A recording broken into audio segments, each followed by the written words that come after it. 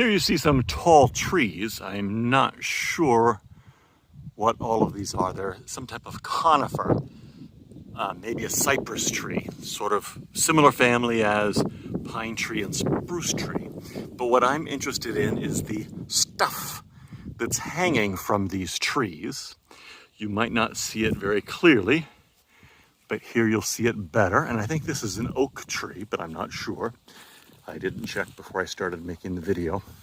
And it's this plant here that's hanging from it. This is not the same thing as the tree. It's a different species, maybe even more than one species.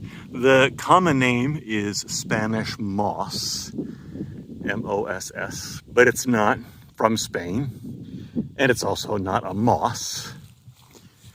It grows hanging from the branches of these trees, and some people think it's a parasite. A parasite is an animal or a plant that lives on another animal or plant and harms it because it takes energy or food from the body of that animal or plant. These are not parasites. These are called epiphytes. That's not a common name. And it just means that they live on top of something, or here, hang from it. If you look up closer, you can see that part of the Spanish moss is hanging on the top of this branch, and then it hangs down. I love seeing Spanish moss. It really reminds me of Florida. It's also common in other places in the United States. It only really grows in tropical or subtropical areas. It also probably grows in the Caribbean, but I'm not sure.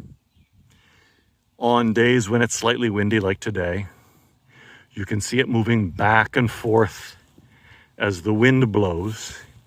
And especially on a day when it's a little bit hot, seeing it moving back and forth is really restful. It's one of my favorite things about Florida.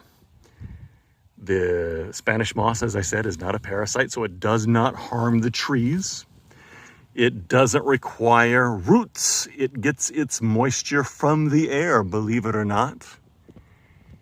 And it's a pleasant and I think kind of romantic addition to the biology of Florida and southern parts in the United States.